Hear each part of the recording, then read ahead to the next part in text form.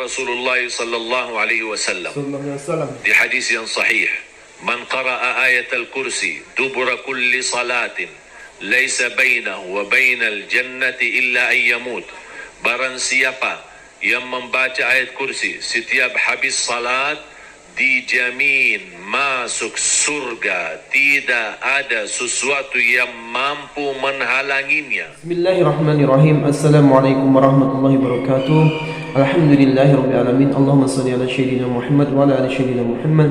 Sahabat teman-teman yang beriman yang insyaallah dirahmati oleh Allah Subhanahu wa taala, pada kesempatan yang sangat mulia ini bersama-sama kita dengarkan, kita ikuti nasihat dari guru kita almarhum Syekh Ali Jabir tentang amalan-amalan yang sangat dahsyat yang perlu kita kerjakan karena pahalanya, karena dahsyatnya sangat luar biasa bagi diri kita, baik kita di dunia maupun di akhirat.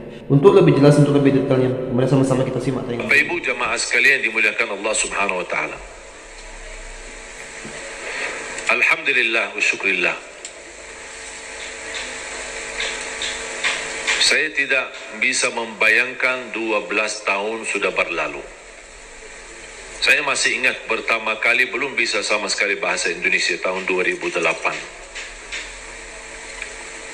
Cuma saya ingat satu kalimat, bagus. Jadi orang bicara sama saya, cuma saya jawab bagus. Sudah makan? Bagus. Mau kemana? Bagus. Jadi saya artikan semua bagus. Dan selalu saya berdoa, ya Allah tolong bantulah saya supaya bisa bahasa Indonesia yang bisa difahami. Kira-kira Bapak Ibu faham gak sekarang? Berarti doa saya sudah kabul ya. Karena itu doa saya tidak pernah belajar sekolah Indonesia atau kursus bahasa Indonesia atau dari kamus, nah. Cuman hanya bergaul, duduk, dengar, sering saya dengar, alhamdulillah bisa hafal.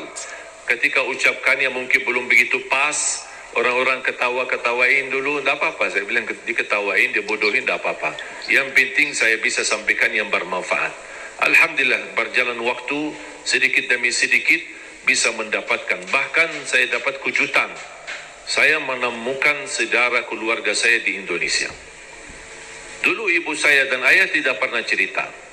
Tapi saya ketika sudah berada di sini, baru saya menemukan saudara keluarga. Ternyata kakek saya dan ayah kakek saya dua-duanya kelahiran Lombok. Bahkan ayah kakek saya dibunuh sama penjajah Belanda dan dia punya makam besar di Ampanan di Lombok, dan dia mampu mempersatukan orang Sasak di Lombok untuk melawan penjajah Belanda. Makanya ketika saya bertemu Presiden Jokowi, saya sampaikan saya sebenarnya cucu pahlawan tapi belum terdaftar. Dan subhanallah tidak membayangkan begitu saya ke Indonesia bisa menemukan sejarah keluarga. Bahkan saya punya keluarga besar di Lombok, di Cirebon, di Surabaya. Salah satu kakek saya nikah sama orang Bumi Ayu di Jawa Tengah, kemudian bertemu dengan keluarganya juga di Cirebon, ada juga di Bali, kemudian di Jakarta. Barangkali di Cimahi besok-besok ketemu ada orang yang bunga keluarga. Jadi subhanallah begitu dunia ini kecil. Kita bisa terus bertemu dengan keluarga dan kita terus bisa melanjutkan perjuangan. Dan saya harap mari kita sama-sama memperjuangkan yang terbaik untuk negeri kita Indonesia. Karena mohon maaf, yang kita besok bawa pulang ada dua hal. Ketika kita mati, yang kita bisa bawa hanya amal saleh. Yang kedua, ketika kita mati, yang tersisa di dalam dunia ini hanya nama baik kita. Tidak ada yang lain. Ketika tersebut nama kita, semua orang mau mendoakan. Semoga Allah ampuni Allah. Luar biasa perjuangan orang itu. Luar biasa dia memberi yang terbaik. Orang politisi, orang ekonomi, orang siapapun, dimanapun posisimu, tolong beri yang terbaik. Karena itulah yang akan mengharumi namamu ketika kita sudah besok meninggal dunia. Dan di alam kubur, yang masuk sama kita adalah amal saleh. Disambil kita beribadah. Dan selalu saya berkata, tolong kerja keras untuk duniamu dan kerja keras untuk akhiratmu. Jangan hanya akhirat tapi lupa dunia. Dunia harus maju, harus berhadapan, harus bisa menjadi terang menerang yang bisa membangun Indonesia dan bisa menjadikan Indonesia negara terhormat, bisa menjadikan Indonesia negara yang diperhatikan oleh dunia karena kemajuannya, kebersatuannya, dan alhamdulillah kita diberikan banyak anugerah dari Allah Subhanahu wa taala, dari hasil bumi, dari hasil tanam-tanaman, dari hasil luar biasa. Saya selalu berkata, wallahi negeri Arab kalah sama negeri Indonesia dengan sumber alamnya dan kekayaannya. Kalau dikumpulkan seluruh negara Arab, masih lebih kaya Indonesia. Mungkin karena kita tidak merasa kekayaan itu, mungkin karena belum bersyukurlah. Kekurangan syukur kita dan salah gunakan nikmat itu akhirnya tidak terasa. Padahal kekayaan yang Allah anugerahkan untuk negeri kita Indonesia luar biasa. Masya Allah. Dan mudah-mudahan kita bisa dan mampu Allah hantarkan kepada kita insya Allah seorang orang wakil rakyat di Dewan Pemerintahan, di Dewan DPR, MPR, dan juga di DPRD. Mudah-mudahan semua orang-orang yang diberikan oleh Allah SWT kemudahan dan kemuliaan yang mereka mampu menjalani tugasnya dan memberi yang terbaik, yang insya Allah balasannya terharum nama baik mereka dan nama keluarga mereka, dan mendapatkan balasannya di hari kiamat di hadapan Allah Subhanahu wa taala. Amin amin ya Allah. 3 poin yang saya ingin sampaikan. Yang pertama, tolong jangan lewat 1 hari tidak membaca Al-Quran. Belum bisa baca, simak, dengar. Masih merasa bacanya belum begitu lancar, tidak apa-apa, dengar. Karena pahalanya sama. Yang membaca maupun yang simak, pahalanya sama. Setiap 1 huruf dapat 10 kebaikan. Ini bukan kata saya, tapi kata Rasulullah sallallahu alaihi wasallam. Man qara harfan min kitabillah falau hasanah wal hasanatu bi 10 amthaliha. Barang siapa yang membaca kitabullah 1 huruf saja dapat 1 kebaikan, dan 1 kebaikan pula dilipat oleh Allah menjadi 10 kebaikan. Alif lam mim bukan 1 huruf, tapi alif 1 huruf, lam 1 huruf, mim 1 huruf. Bayangkan jemaah, Bismillahirrahmanirrahim 19 huruf dikali 10 190. Dari segi baca 19, tapi tulisan pahala 190. Dan setahu saya tidak ada amalan yang bisa memberikan pahala berhuruf hanya Al-Quran. Injil, Taurat, Zabur, Suhuf Ibrahim wa Musa, hadis Qudsi, hadis Nabawi tidak ada. Salat 10 kali lipat, tapi dari total salat. Tidak dihitung setiap rukuk, sujud, bacaan dalam salat, tidak. Dihitung total salat. 5 waktu dapat 50. Sebagaimana diperintahkan di awal 50 kali salat. Tapi Al-Quran satu-satunya ibadah yang nilai pahalanya berhuruf, bersatu huruf. Dan menurut saya ini promo yang paling istimewa dari Allah. Paham bu promo? Biasanya ibu-ibu yang tahu promo. Ada nggak di pasar promo? Kalau kita misal mau belanja, ditawarkan, ini beli misal gelas 1 dapat gratis 1. Beli 2 botol minyak goreng dapat gratis 1. Ada kan? Atau beli misal 2 botol mie goreng, minyak goreng dapat 1 dus mie goreng lah misalnya. Ada kan? Itu kan namanya promo. Pernah nggak Bapak Ibu bertemu dengan promo, beli 1 botol minyak goreng dapat 10 gratis? Ada nggak promo gitu? Pasti merugi kan? Allah Subhanahu wa taala tahu manusia suka promo, makanya Allah tawarkan promonya. 1 huruf dapat 10 kebaikan. Tapi sayang sekali yang berlaku promo manusia, tapi promo Allah belum laku. Karena banyak kita manfaatkan promo manusia, tapi tidak memanfaatkan promo dari Allah SWT. Bahkan berita gembira, ada orang berkata, saya sebenarnya ingin baca, tapi bata-bata bacaan saya. Saya takut salah, nanti malah dosa. Mendingan tidak usah baca. Itu alasannya karena berbata-bata. Ada berita gembira dari Rasulullah SAW. Rasulullah bersabda, والذي يقرأ القرآن ويتتعتع فيه وهو عليه شاق له أجران barang siapa yang membaca Al-Quran kemudian dia berbata-bata. Terima kasih ya Rasulullah. 1400 tahun yang lalu nampaknya Rasulullah umatnya bakal banyak berbata-bata. Makanya sudah diberi solusi dari kemarin. 1400 tahun yang lalu. Barang siapa yang membaca Al-Quran kemudian dia berbata-bata sambil berat, susah, sulit untuk membaca Al-Quran, tapi tetap dia mempertahankan dan terus dia melanjutkan sesuai kemampuannya, kata Rasulullah, falahu ajran, akan Allah berikan 2 kali pahala. Selain setiap satu huruf 10 kali lipat, dia dapat 2 kali pahala. Satu, karena dia mau membaca Al-Quran. Yang kedua, kesulitan yang dia hadapi, berbata-bata sampai berat, Allah hargai perjuangan itu, Allah berikan pahala. Berarti Bapak Ibu yang bersama Al-Quran tidak ada yang merugi. Bahkan ada yang bertanya, boleh nggak saya baca Al-Quran tapi saya tidak baca terjemahannya? Saya jawab, boleh. Ada orang tanya lagi, boleh nggak saya baca Al-Quran sampai khatam tapi mohon maaf saya tidak faham sama sekali? Saya jawab, boleh. Kenapa? Karena target baca Al-Quran kita ada 4. Ada 4 target. Pertama, baca walaupun tidak faham. Tetap dapat setiap satu huruf 10 kebaikan. Itu namanya standar. Walaupun tidak faham sama sekali. Karena Rasul menjanjikan pahala setiap satu huruf 10 kebaikan tidak dikaitkan dengan faham. Target kedua, baca dan faham. Berarti ada upaya untuk memahaminya. Itu lagi lebih besar lagi pahalanya. Yang ketiga, baca, faham dan menhayati.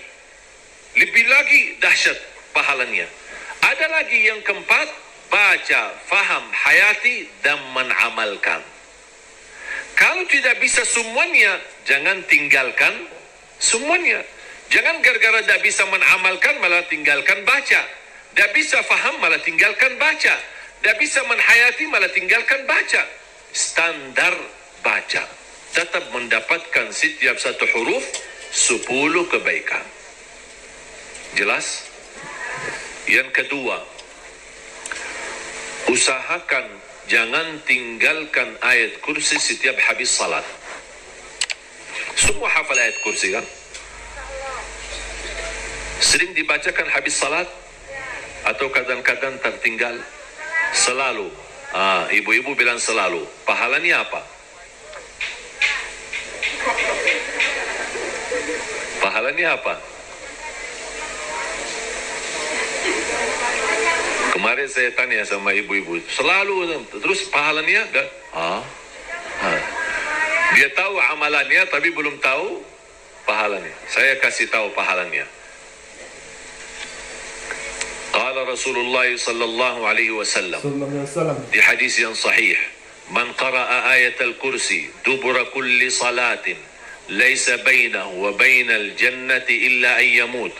Barang siapa yang membaca ayat kursi setiap habis salat, dijamin masuk surga, tidak ada sesuatu yang mampu menghalanginya. Allahu Akbar. Allahu Akbar. Tidak ada sesuatu yang mampu menghalanginya, jaminan masuk surga. Cuma baca satu. Saya ketika baca hadis yang sahih ini, saya berfikir, ya Allah, ini satu ayat aja jaminan masuk surga. Gimana 30 juz Al-Quran? Ini baru satu ayat. Gimana kalau orang rutin baca sampai khatam Al-Quran? Selain ayat kursi setiap habis salat, tolong usahakan tutupi harimu dengan baca surat Al-Mulk.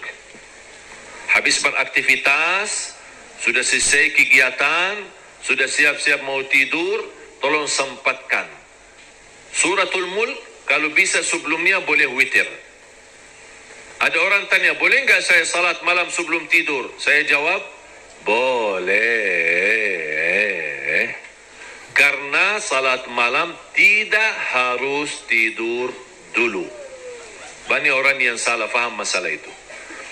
Ini kembali kemampuan. Coba kalau kita memaksakan setiap orang mau tahajud atau mau salat malam harus tidur dulu, Ada orang mungkin misal contoh, ketua Dewan, aktivitas, rapat, meeting, pulang sudah malam.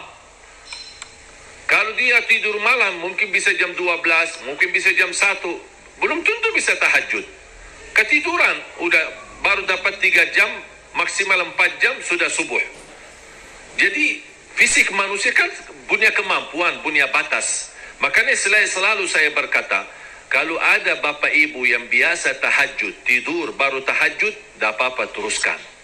Tapi kalau masih belum terbiasa, tolong amankan walaupun 2 rakaat. Amankan walaupun 2 rakaat. Niat salat malam, niat salat hajat, lihat sunnah taubat. Silahkan, apapun niatnya boleh. Habis salat 2 rakaat, tambah 1 rakaat witir boleh, atau 3 rakaat. Sekali salam witir, atau bisa 2 rakaat salam baru 1 rakaat. Terserah, mau 3 sekaligus, 1 kali tahiyat, atau bisa dipisahkan 2 baru 1. Baru habis itu tidur. Kenapa? Seandainya belum sempat bangun dan ketiduran sampai subuh, sudah tertulis namamu ahli tahajud. Sudah tunaikan salat, apalagi witir. Minimal, saya selalu tekankan, minimal jaga witir. Dan mohon maaf, ini bukan wasiat saya, tapi Rasulullah. Tidak ada yang dari saya. Dari saku saya tidak ada. Semua dari Rasulullah SAW. Apa kata Rasulullah kepada Abu Hurairah? Abu Hurairah berkata, Rasulullah menwasiat, awsani khalili wa an utira qabla an anam. Rasulullah menwasiatkan aku jaga witir sebelum tidur, kata Rasulullah kepada Abu Hurairah. Bahkan Umar bin Khattab ketika ditanya, kenapa suka witir sebelum tidur? Kata beliau, saya takut tidur dan meninggal dunia dalam keadaan tidur belum witir. Makanya amankan witirmu. Inna Allah witir, yuhibbul witir, fa'autiru. Allah maha witir, Allah cinta witir. Jagalah witir. Dan salah satu sunnah yang Rasul tidak pernah tinggalkan adalah sunnah witir. Tak pernah tinggalkan, sehat, sakit, musafir, dimanapun berada. Selalu jaga witir. Dan sunnah yang kedua, sunnah subuh. Sesudah azan, sebelum salat wajib, ada sunnahnya. Bahkan di menurut mazhab Abi Hanifah, sunnah subuh itu dianggap wajib. Selain Abu Hanifah dianggap sunnah. Memang dia sunnah, tetapi hampir sunnah, tapi martabatnya seperti martabat wajib. Karena sunnah subuh, pahalanya lebih besar daripada dunia dan seisinya. Saya berkata, subhanallah, ini baru pahala sunnahnya. Kira-kira gimana yang wajibnya salat subuh? Habis sudah laksanakan witir, mau tidur, tolong bacakan suratul mulk. Belum lancar bacaanmu, setelkan. Dari HP boleh, atau CD murattal, suratul mulk, atau dari YouTube. Sudah alhamdulillah puluhan bahkan ratusan ribu murattal. Tinggal milih apa yang kita suka. Sambil kita di tempat tidur, berbaring, kita bisa dengar suratul mulk. Kenapa disuruh baca suratul mulk? Apalagi di ujung aktivitas kita, seandainya malam itu meninggal dunia, sudah dapat jaminan selamat dari siksa kubur. Amin, amin. Suratul mulk, jaminan selamat dari siksa kubur. Yang terakhir, sedekah.